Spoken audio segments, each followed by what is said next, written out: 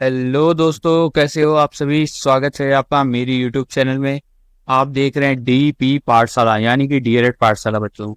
तो जैसा कि आप लोग जानते हैं कि डीएलएड पाठशाला में आपकी डीएलएड बीटीसी की पढ़ाई होती है बिल्कुल ही आसान भाषा में और एकदम एग्जाम के हिसाब से। चाहे आप हिंदी मीडियम के हो या फिर इंग्लिश मीडियम के, उससे फर्क नहीं पड़ता, क्योंकि हम आपको पढ़ाते हैं इंग्लिश और हिंदी दोनों ही भाषाओं में, ताकि आपको हर टॉपिक्स अच्छे से समझ में आ सके। अगर आप ढूंढ रहे हो कि डीएलएड के सभी विषयों के सटीक, सरल और पूरी तरह से नोट्स आधारित वीडियोस, तो आप बिल्कुल सही चैनल पे आ गए। चैनल को लाइक कर दें, सब्सक्राइब कर दें, वीडियो को लाइक करें, चैनल को ज्वाइन कर ले, कमेंट कर दें। ठीक है। आज दोस्तों, आज है संडे, तो संडे को हमारी शाम की केवल क्लास रहती है। ठीक है। वैसे हमारी सामाजिक विज्ञान की 2 टाइम क्लास रहती है, 12 बजे और 4 बजे। ठीक है। तो चलो बच्चों, रिवाइज कर लेते हैं कि हम लोगों ने कल के क्लासेस में क्या क्या पढ़ा था, उसके बाद से हम लोग आगे की कंटिन्यू करेंगे। ठीक है। तो चलो बच्चों, आ जाते हैं हम। जी हाँ, तो रिवीजन करते हैं। पहले हम स्क्रीन शो हो रही है कि नहीं, एक सेकेंड रुक जाओ जरा। हाँ, सही तो चल रहा है मस्त। ठीक है। तो 18वीं शताब्दी में भारत राजनीतिक रूप से में कमजोर था। नादिर शाह और अहमद शाह अब्दाली के आक्रमणों ने भारत को की शक्ति को कमजोर कर दिया, समझे, और कमजोर कर दिया। यूरोपियन शक्तियां, पुर्तगाली, डच, अंग्रेज, डेनिश और फ्रांसिस व्यापारी उद्देश्यों से भारत आए। ये लोग ट्रेड करने के लिए, समझे, क्या करने के लिए, ट्रेड करने के लिए। अंग्रेजों ने धीरे धीरे भारत की राजनीति पर नियंत्रण पा लिया। ठीक है, कंट्रोल करने लगे गवर्नमेंट को। 1760 में वनडी वांस युद्ध से ने भारत में फ्रांसिस प्रभुत्व पर अंत कर दिया। ठीक है। मुख्य प्रमुख कारण क्या थे आपके अंत होने के? भारत की आर्थिक समृद्धि, समुद्री मार्ग की खोज और कच्चे माल की उपलब्धता। उसके वजह से ये लोग आए थे इतने दूर से, ठीक है, इंडिया में ट्रेड करने के लिए। ठीक है। तो बच्चों, ये था लास्ट क्लास। अब हम पढ़ेंगे भारत की सत्ता के लिए यूरोपियन शक्ति में संघर्ष। समझे, कौन बनेगा शहंशाह का असली खेल। ठीक है। तो दोस्तों, आज हम इतिहास के एक ऐसे महामुकाबले की बात करने वाले हैं जिसे देखकर आप कहेंगे कि अरे वाह, ये तो किसी गेम ऑफ थ्रोन्स से कम नहीं है। ठीक है। सोचिए कि भारत एक खजाना है, ठीक है, और उसे पाने के लिए यूरोप की बड़ी बड़ी शक्तियां आपस में लड़ रही हैं। क्या हो रही हैं? बड़ी बड़ी लड़ रही कंपनियां, बड़ी बड़ी शक्तियां। जी हाँ, आज हम बात करेंगे भारत की सत्ता के लिए यूरोपियन शक्ति के संघर्ष की। कैसे पुर्तगाली, डच, अंग्रेज और फ्रांसिस भारत पर राज करने के लिए एक दूसरे से भिड़ गए। तो तैयार हो जाइए बच्चों। ठीक है, स्टार्ट करते हैं हम लोग आज का लेक्चर। तो पहले हम पढ़ेंगे उपनिवेश राज्य क्या है। क्या है उपनिवेश राज्य? क्या, व्हाट इज कॉलोनी। ठीक है। तो जब एक देश जैसे इंग्लैंड किसी दूसरे देश जैसे भारत पर अपना राजनीतिक यानी पॉलिटिकल, आर्थिक यानी इकोनॉमिक और सांस्कृतिक यानी कल्चरल नियंत्रण स्थापित कर लेता है, तो दूसरा देश उसके उसके उपनिवेश राज्य यानी कॉलोनी के रूप में जाना जाता है। समझे। तो इंग्लैंड आपका क्या हो गया? कॉलोनी हो गया। समझे।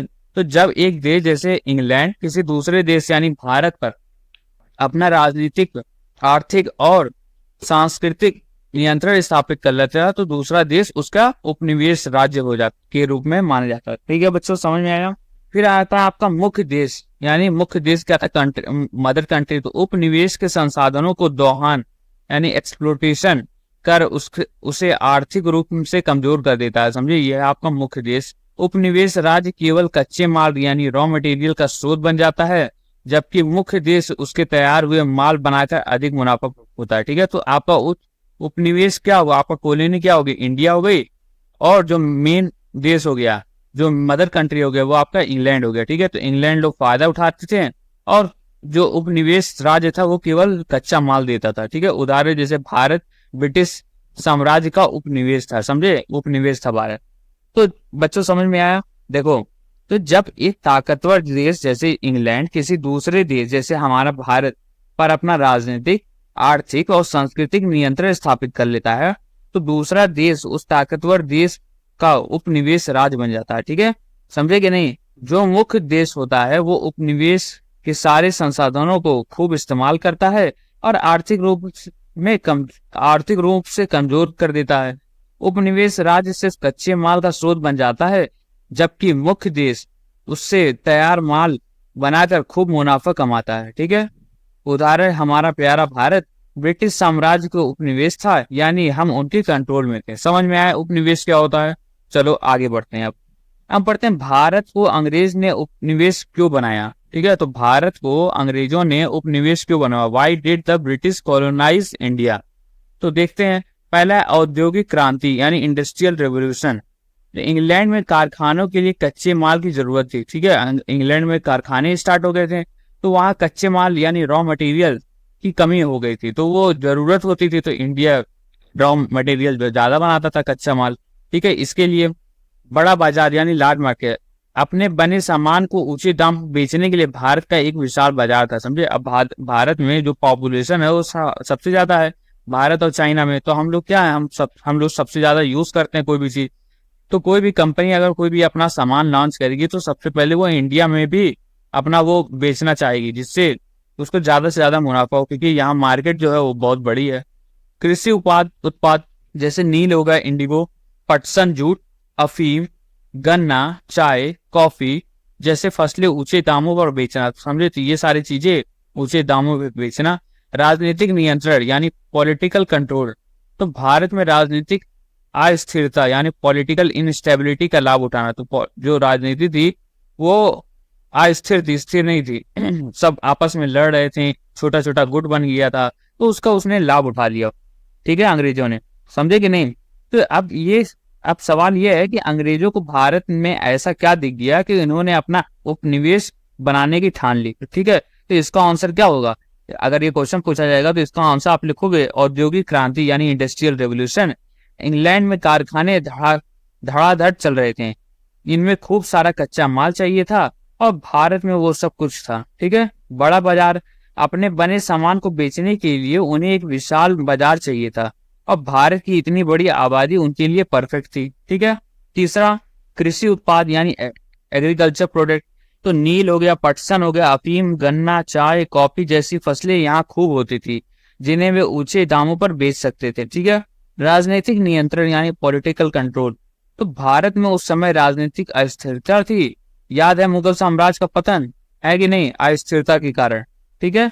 आगे देखते हैं, सस्ता श्रम यानी चीप लेबर। अब जो लेबर लोग रहते थे वो सस्ता रहते थे, ज्यादा खर्च नहीं होता था, तो सस्ते में कच्चा माल और श्रमिकों का शोषण यानी एक्सप्लोटेशन, ठीक है। यहाँ उन्हें सस्ते में मजदूर मिल जाते थे और वे कच्चे माल को भी खूब शोषण करते थे, ठीक है।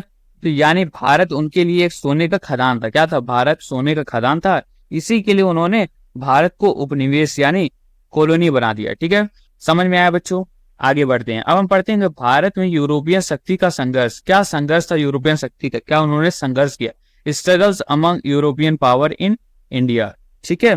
अब ये है कि टक्कर कौन देगा इन लोगों को, ठीक है। तो भारत में तो कई यूरोपियन कंपनी थी, लेकिन सबसे बड़ी टक्कर किसके बीच थी? जी हाँ, अंग्रेज यानी ब्रिटिशर्स और फ्रेंच के बीच में, ठीक है। फ्रेंच बाद में हार गए थे। तो भारत में सबसे मुख्य प्रतिस्पर्धा अंग्रेज और फ्रेंच के बीच थी। मुख्य कारण क्या था? व्यापार का एकाधिकार यानी मोनोपोली। तो ब्रिटिश क्या करते थे? एक अपना ही केवल मोनोपोली, अपनी ही राज करना चाहते थे, खाली अकेले सामान बेचना चाहते थे। राजनीतिकता वर्चस्व यानी डोमिनेंस, और सैनिक प्रभुत्व यानी मिलिट्री सुप्रीमेसी, ठीक है। तो ये सिर्फ व्यापार नहीं था, बल्कि व्यापार का एक एकाधिकार था यानी मोनोपोली, ठीक है। राजनीतिक वर्चस्व और सैनिक प्रभुत्व जमाने की लड़ाई थी, मैं ही बॉस बनूंगा की जंग, समझे। तो उधर फ्रांस वाले कहते थे हम बॉस बनेंगे, इधर ब्रिटिशर्स कहते थे हम बॉस बनेंगे, हम राज करेंगे, इंडिया को हम चलाएंगे पूरा, ठीक है। तो इसलिए इन दोनों में लड़ाई होती थी। अब पहला हुआ आपका कर्नाटक युद्ध यानी कार्नेटिक वॉर, ठीक है। दक्षिण भारत में अंग्रेज और फ्रांसिस के बीच में 3 बड़े युद्ध हुए। कितना हुआ? 3 बड़े युद्ध हुए दक्षिण भारत में, ठीक है।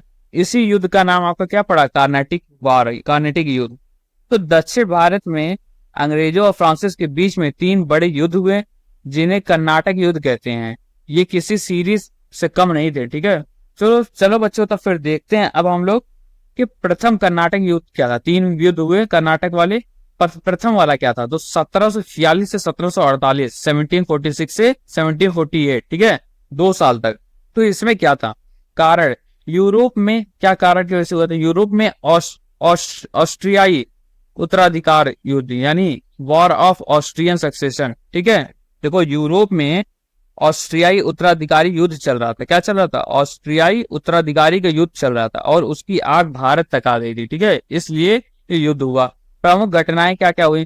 फ्रांसीसी गवर्नर डुप्लेक्स ने अंग्रेजों के किले सेंट डेविड पर आक्रमण किया। ठीक है, तो फ्रांसीसी गवर्नर डुप्लेक्स, ठीक है, उन्होंने अंग्रेजों के किले सेंट डेविड पर आक्रमण कर दिया। अंग्रेजों ने मद्रास पर कब्जा कर दिया। समझे, अंग्रेजों ने क्या किया, मद्रास पर कब्जा कर लिया। तो ये प्रमुख घटनाएं हुई इस युद्ध में। समाप्ति क्या हुआ, ट्रीटी हुई, संधि, एक्स लास पैल की संधि। ठीक है, treaty of x lie chapel 1748, Madras अंग्रेजों को वापस मिल गया। ठीक है, तो मद्रास जो था वो अंग्रेजों को वापस मिल गया। ये आपकी क्या थी, समाप्ति हुई थी युद्ध में जब हार गई। तो यूरोप में ऑस्ट्रिया उत्तराधिकारी युद्ध चल रहा था, उसकी आग भारत तक आ गई थी। कौन कौन सी प्रमुख घटनाएं हुई, फ्रांसीसी गवर्नर डुप्लेक्स नहीं है, सॉरी डुप्ले है।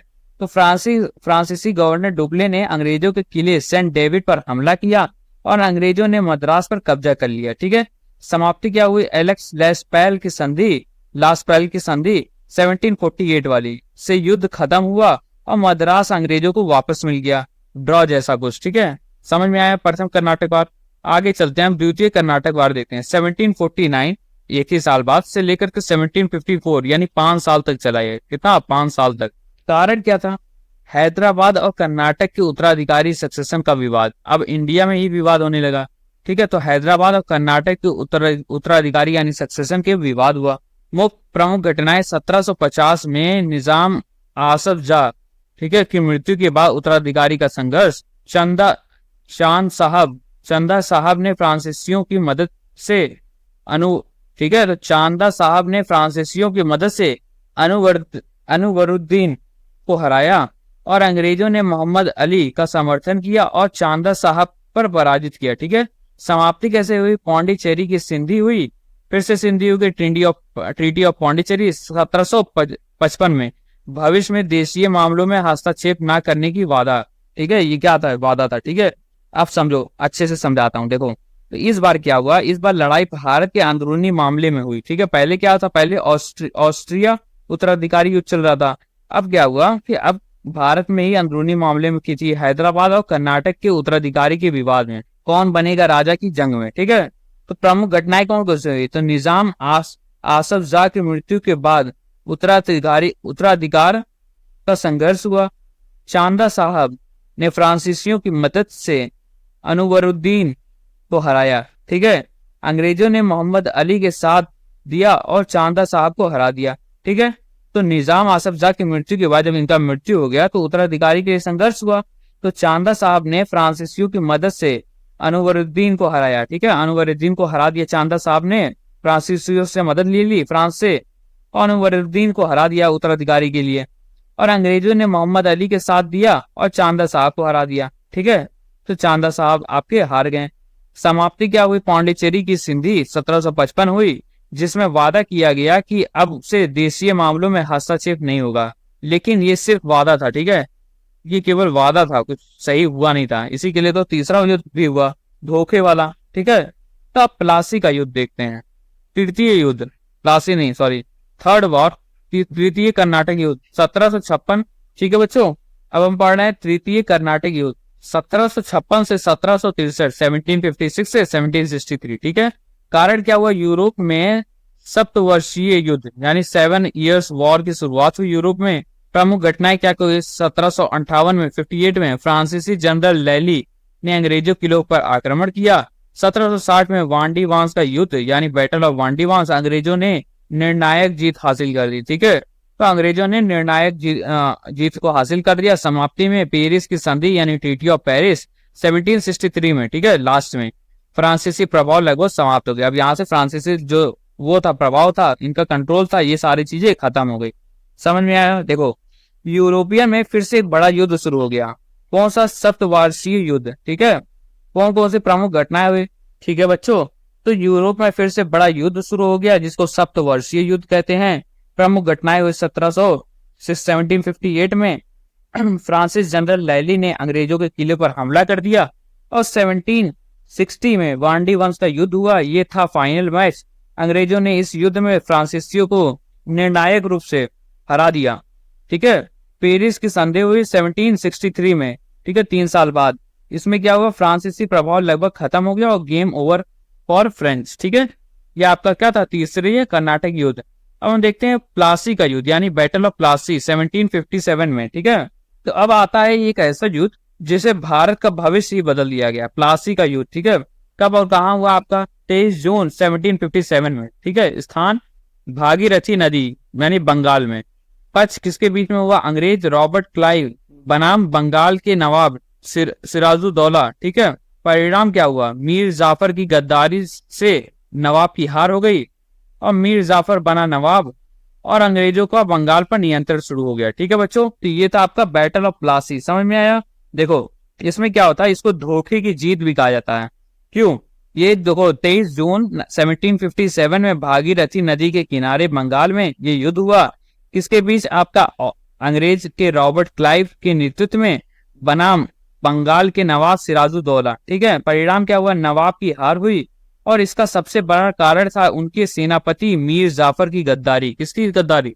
मीर जाफर की गद्दारी। ठीक है, मीर जाफर को नवाब बना दिया गया और अंग्रेजों की बंगाल पर नियंत्रण शुरू हो गया। ये सिर्फ एक युद्ध नहीं था बल्कि सत्ता हथियाने का शुरुआत थी। ठीक है बच्चों, तो कैसे हुआ ये कि नवाब की हार हो गई और इसका सबसे बड़ा कारण इसलिए हुआ कि सेनापति मीर जाफर की गद्दारी। याद रखिएगा, मीर जाफर जो था गद्दार।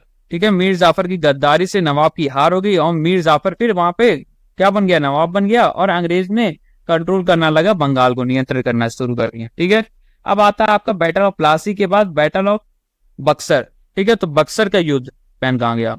ठीक है, बैटल ऑफ बक्सर 1764 में। ठीक है बच्चों, तो प्लासी के बाद अंग्रेजों ने एक और बड़ी जीत हासिल की जिसने भारत की में उनके प्रभुत्व को पक्का कर दिया, बक्सर का युद्ध। ठीक है, कब हुआ आपका? 22 अक्टूबर 1764 में। किसके बीच में? अंग्रेज हेक्टर मोनरो बनाम मीर कासिम बंगाल, सिराजुद्दौला अवध, शाह आलम द्वितीय मुगल सम्राट। ठीक है, इन तीनों के बीच में हुआ। परिणाम क्या हुआ? अंग्रेजों का निर्णायक जीत हुई। ठीक है, फिर से अंग्रेज जीत गए और उत्तर भारत में अंग्रेजों का प्रभाव स्थापित हुआ। ठीक है, उत्तर भारत में भी अंग्रेज लोग कंट्रोल करने लगे। तो ये युद्ध आपका 22 अक्टूबर 1764 में बैटल ऑफ बक्सर हुआ। अंग्रेज हेक्टर मोनरो के नेतृत्व में मीर कासिम बंगाल का जो पूर्व नवाब था, ठीक है, और सिराजुद्दौला जो अवध का नवाब था, और मुगल सम्राट शाह आलम के द्वितीय। ठीक है, तो सोचिए कि तीन बड़ी शक्तियों का एक साथ युद्ध किया अंग्रेजों ने और अंग्रेज जीत गए। अंग्रेजों की निर्णायक जीत हुई और इस जीत ने उत्तर भारत में अंग्रेजों का प्रभाव पूरी तरह से स्थापित कर दिया। अब उन्हें कोई चुनौती देने वाला नहीं बचा था। ठीक है, सब कोई हार रहा था उससे। ठीक है बच्चों, अब चलो हम लोग पढ़ते हैं इलाहाबाद की संधि यानी ट्रीटी ऑफ इलाहाबाद। संधि हुई 1765 में। ठीक है, शर्तें क्या क्या रखी गई? बंगाल, बिहार, उड़ीसा की दीवानी अंग्रेजों को मिली। ठीक है, बंगाल, बिहार और उड़ीसा की दीवानी किसको मिली? अंग्रेजों को मिली। शाह आलम द्वितीय को पेंशन दी गई और अंग्रेजों को का भारतीय राजनीति में हस्तक्षेप वैध हो गया यानी वैलिड हो गया। ठीक है, वैलिड हो गया, वैध हो गया। ठीक है, अब हस्तक्षेप ये लोग राजनीति में भी करने लगे। तो ये था इलाहाबाद की संधि। याद रखिएगा, बहुत इंपॉर्टेंट है, समझे, इंपॉर्टेंट है ये। ठीक है, तो इसमें क्या हुआ? बक्सर युद्ध के बाद अंग्रेजों को एक बहुत बड़ी महत्वपूर्ण संधि की, इलाहाबाद की संधि। ठीक है, शर्तें क्या हुई? बंगाल, बिहार और उड़ीसा की दीवानी यानी दीवानी का मतलब क्या हुआ? राजस्व वसूलने का अधिकार। ठीक है, राजस्व जो कर वगैरह ये सारी चीजें होती हैं, पैसा वगैरह, ये सारी चीजें अंग्रेजों को मिल गई। मतलब अब ये टैक्स भी वसूल सकते थे। ठीक है, और शाह आलम द्वितीय को पेंशन दे दिया इन्होंने, छोटा सा उनको दे दिया, अपने पूरा पैसा लेने लगा और उनसे केवल पेंशन दे दिया गया 54 रुपया। ठीक है, तो शाह आलम द्वितीय को पेंशन दी गई। नतीजा क्या हुआ? अंग्रेजों का भारतीय राजनीति में हस्तक्षेप अब कानूनी हो गया था यानी वैध हो गया था। ठीक है, इलाहाबाद के समझ में आया। आगे बढ़ते हैं, हम पढ़ेंगे फ्रांसीसियों की असफलता के कारण। फ्रांसीसियों क्यों असफल हो गए? ये पिछली क्लासेस में भी हमने पढ़ा था, रीजन ऑफ फ्रेंच फेलियर। तो पहला था आर्थिक कमजोरी यानी इकोनॉमिक वीकनेस, कंपनियों की वित्तीय स्थिति खराब थी। ठीक है, प्रशासनिक समस्याएं यानी एडमिनिस्ट्रेटिव प्रॉब्लम, कर्मचारियों में एकता की कमी थी। फिर सरकारी हस्तक्षेप, फ्रांसीसी सरकार ने ध्यान नहीं दिया था, उनको कमजोर वो नहीं, उनका मन नहीं था इन सब चीजों में। ठीक है, फिर आता है सैनिक कमजोरियां यानी मिलिट्री वीकनेस, कमजोर सेना व रणनीति इनकी कमजोर थी। और राजनीतिक गलतियां, गलत गठबंधन उन्होंने किया, गलत राजाओं से और नेतृत्व की कमी थी यानी लीडरशिप की कमी थी। ठीक है, तो ये थे प्रमुख कारण क्यों फ्रांसीसिया हार गए। शक्तिशाली थे लेकिन क्यों हारे? क्योंकि इनकी आर्थिक कमजोरी थी, उनकी कंपनी की आर्थिक स्थिति खराब थी, प्रशासनिक समस्या में कर्मचारियों में एकता की कमी थी, सरकारी हस्तक्षेप में फ्रांसीसी जो सरकार ने उन्हें उतना सपोर्ट नहीं किया और उनके काम में दखल देती थी। ठीक है, सैनिक कमजोरी में अंग्रेजों की तुलना में उनकी सेना कमजोर थी और उनकी रणनीति भी उतनी अच्छी नहीं थी। राजनीतिक गलतियों में उन्होंने गलत गठबंधन किए और उनके नेतृत्व में भी कमी थी। ठीक है, ये था आपका फ्रांसीसियों की असफलता का कारण। समझ में आया बच्चों? समझ में आया तो लाइक कर दें हमारे चैनल को। DLED_ पाठशाला टेलीग्राम चैनल है, इसको आप लोग ज्वाइन कर लेंगे तो आपको नोट्स का PDF मिल जाएगा फ्री में। ठीक है, फ्री में, समझे बच्चों। और हमने अपना एक इंस्टाग्राम अकाउंट भी लॉन्च किया है, आप इंस्टाग्राम पे हमें फॉलो करें। कोई भी डाउट वगैरह रहा करे तो आप हमसे वहां पे पूछ सकते हैं। ठीक है, इंस्टाग्राम ID हमारी क्या है? DP। ठीक है, DP.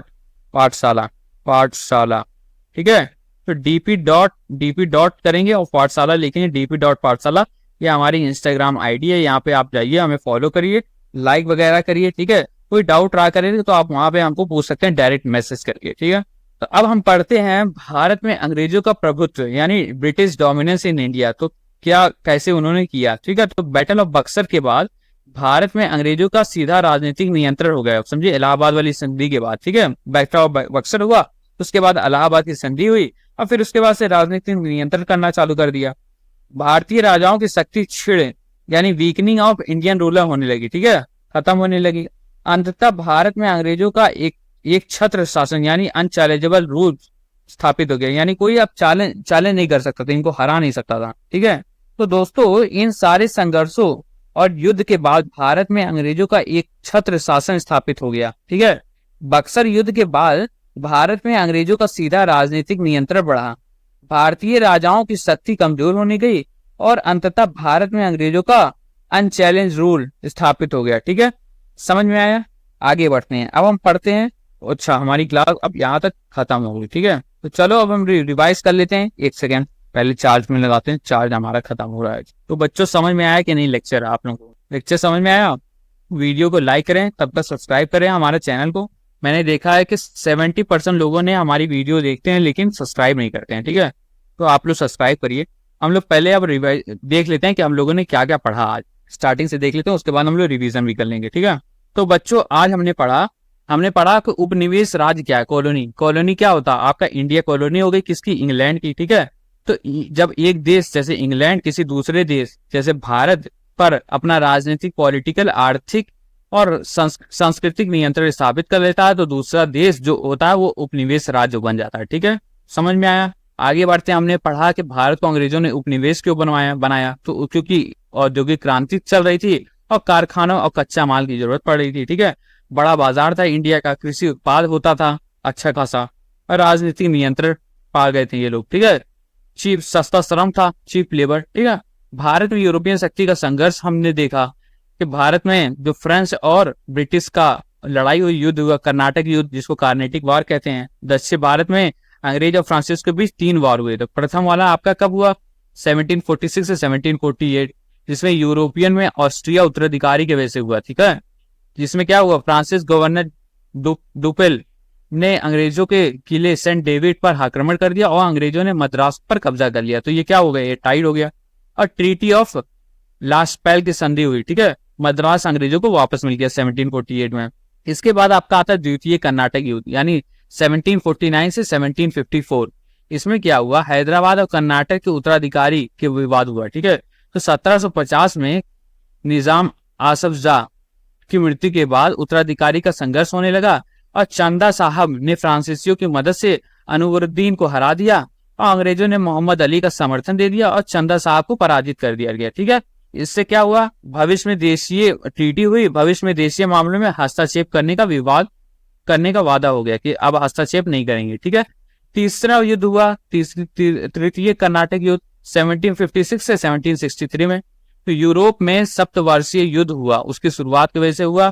फ्रांसीसी जनरल लैली ने अंग्रेज किले पर आक्रमण कर दिया और वांडी वंश का युद्ध हुआ, बैटल ऑफ वांडी वंश। अंग्रेजों ने निर्णायक जीत हासिल कर ली। ठीक है, समाप्ति क्या हुई? Treaty of Paris. फ्रांसीसी प्रभाव लगभग समाप्त हो गया इसमें। ठीक है बच्चों, अब आता है बैटल ऑफ प्लासी 23 जून 1757 में भागीरथी नदी के पास बंगाल में। ठीक है, किसके बेस में हुआ? अंग्रेज रॉबर्ट क्लाइव जो नेतृत्व कर रहा था बनाम बंगाल का नवाब सिराजुद्दौला, जिसमें मीर जाफर की गद्दारी से नवाब को हरा दिया गया और मीर जाफर बन गया नवाब वहां का, और अंग्रेज क्या करने लगे, कंट्रोल करने लगे, डायरेक्ट बंगाल पर नियंत्रण करने लगे। ठीक है, उन्हीं का आदमी बैठा था।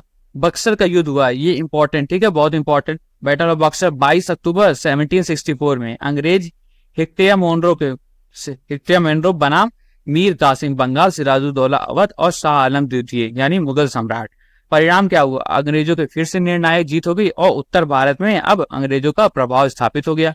उसके वजह से अब ट्रीटी ऑफ इलाहाबाद हुआ। ठीक है, इलाहाबाद की संधि, जो बंगाल, बिहार, उड़ीसा का दीवानी यानी रेवेन्यू जो राइट था, ठीक है, अंग्रेजों को मिल गया। सारा टैक्स जो बंगाल, बिहार, उड़ीसा, ये सारा चीज का जो टैक्स है, रेवेन्यू वगैरह, ये सारी चीजें, पैसा है, सारा किसको, अंग्रेज को मिल गई। शाह आलम को इन्होंने द्वितीय को पेंशन दे दिया। ठीक है, अंग्रेजों को भारतीय राजनीति में हस्तक्षेप वैध हो गया। फ्रांसीसी की असफलता का कारण हमने देखा, आर्थिक कमजोरी, प्रशासनिक समस्याएं, सरकारी हस्तक्षेप, सैनिक कमजोरी और राजनीतिक गलतियां। ठीक है बच्चों, फिर हमने देखा भारत में अंग्रेजों का प्रभुत्व कैसा था। तो बक्सर के बाद, बैटल ऑफ बक्सर के बाद सीधा राजनीतिक नियंत्रण करने लगे और भारतीय राजाओं की शक्ति खत्म हो रही थी, वीक हो रही थी। और जो ये भारत में अंग्रेजों का एक छत्र शासन हो गया, यानी अनचैलेंज रूल, कोई हरा नहीं पा रहा था। समझे, ये था बच्चों आज की क्लास। चलो अब हम रिवीजन कर लेते हैं, क्विक रिवीजन। तो कर्नाटक युद्ध हुआ, अंग्रेजों और फ्रांसीस के बीच में 3 युद्ध हुए। कितने हुए, 3 युद्ध। वांडी वांस में अंग्रेजों की निर्णायक जीत हुई। वांडी वांस जो था वो लास्ट युद्ध था और इसमें निर्णायक जीत, एकदम ताबड़तोड़ जीत हुई और फ्रांसीसियों का फिर यहाँ पे ट्रीट खत्म हो गया।